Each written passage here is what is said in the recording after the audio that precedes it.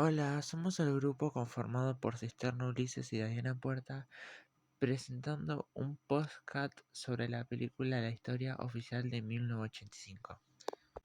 Esta película abarca temas sensibles y muy importantes para la historia argentina, como lo sería la dictadura militar. La trama nos habla de Alicia. Alicia es una profesora de historia quien se empieza a plantear, a cuestionar o a preguntar el origen de su hija adoptiva Gaby, ya que puede que sea posible que sea hija de unos políticos que desaparecieron.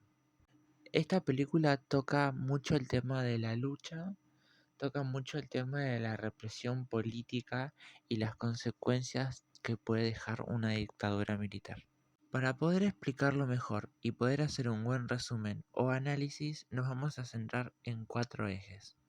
El eje número 2 es el conflicto que se genera entre Alicia y Roberto tras buscar la verdadera identidad de Gaby.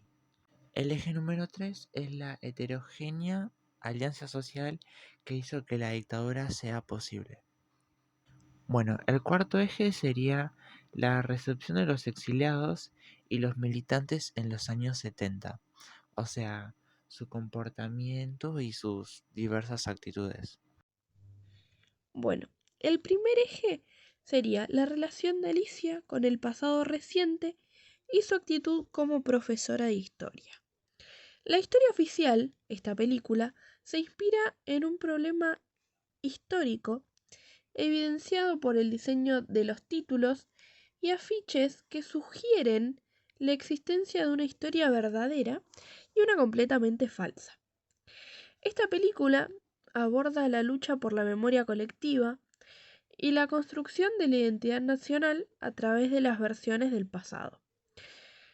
En esta película podemos ver que el personaje principal, Alicia se llama, que es una profesora de historia, inicialmente defiende las versiones oficiales en sus diferentes clases, pero la perspectiva de ella va a cambiar al descubrir la verdad oculta detrás de la desaparición de su hija adoptiva, que está relacionada con la represión de la dictadura argentina. Esta transformación de Alicia refleja el conflicto central entre las historias falsificadas y las que son verídicas, explorando una conexión entre la experiencia personal y la comprensión de la verdad histórica. Bueno, el segundo eje es el conflicto que se formó entre Alicia y Roberto en cuanto al origen real de Gaby. Bueno, como ya mencionamos antes, Alicia es una profesora de historia que está totalmente negada a la realidad de los desaparecidos y como la complicidad social. En una exiliada política como que le impulsó a investigar el origen de su hija adoptiva. Mientras investigaba estuvo rodeada de muchos momentos impactantes, de muchos momentos feos y Alicia sigue negando la verdad hasta que los hechos la desafían. O sea, los rumores pasan de ser rumores a ser evidencia. Y la marcha que hicieron las abuelas en Plaza de Mayo finalmente le abrieron los ojos. La llevaron al enfrentamiento con la verdadera identidad de su hija y la dolorosa realidad de que la sociedad se niega a aceptar la verdad y son cómplices y niegan absolutamente todo. Bueno, en el eje número 3 vamos a hablar de la heterogénea alianza social que hace posible la dictadura. En esta parte, Norma Leandro, en el papel que interpreta, experimenta la evolución desde el desconocimiento hasta alcanzar la plenitud del saber y tener la fortaleza. Después de que su amiga Ana despierta sospechas sobre el origen de su hija adoptiva, Alicia empieza una búsqueda sobre la verdad, desafiando el pacto de silencio impuesto por su esposo Roberto, que inicialmente se mostraba como sumisa, pero bueno, todo esto se cambia al tener la necesidad de conocer la verdad y eso la lleva a actuar por sí misma, buscando información por ejemplo, en archivos de abuelas de Plaza de Mayo, y a pesar de la resistencia que tiene el esposo y la negativa ayuda de un cura, Alicia sigue insistiendo en la búsqueda, enfrentándose a la cultura del silencio y la violencia que prevalecía en la sociedad de esa época.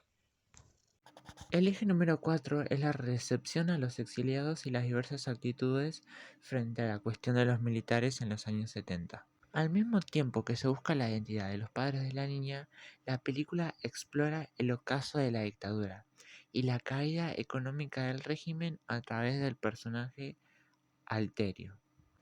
La película nos revela prácticas financieras fraudulentas vinculadas a las libertades monetarias del proceso.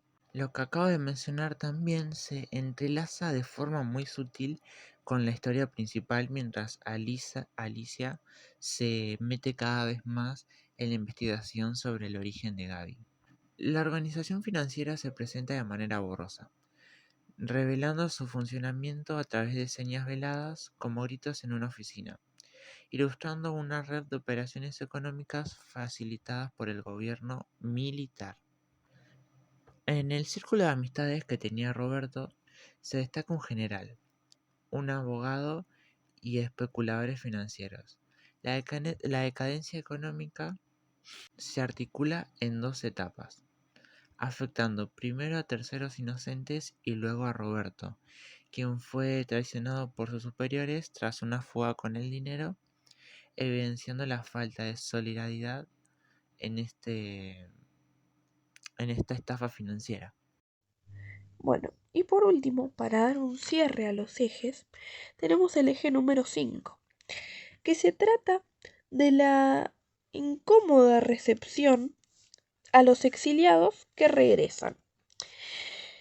Que esto añade una profundidad al relato de la época en esta película, y esto se manifiesta a través de encuentros, como por ejemplo vamos a dar algunos. Supongamos, el encuentro de Alicia con su amiga Ana, que refleja la hostilidad de ciertos sectores sociales hacia los exiliados. Esta tensión que se genera se evidencia también en una pregunta de Roberto, el esposo de Alicia, sobre si Ana regresó para quedarse, destacando la percepción negativa de que aquellos que consideraban el exilio como unas largas vacaciones de las que no vas a volver. La conclusión de este hilo narrativo se manifiesta en un encuentro posterior entre Roberto y Ana. Lo que ocurre en este encuentro es que con la caída de su opulencia económica se revela la pérdida en el ámbito ideológico y familiar, marcando así una transición de victimario a víctima, de su propia mano. Bueno, este fue nuestro podcast, nuestro análisis, nuestro resumen sobre la película vista en clases.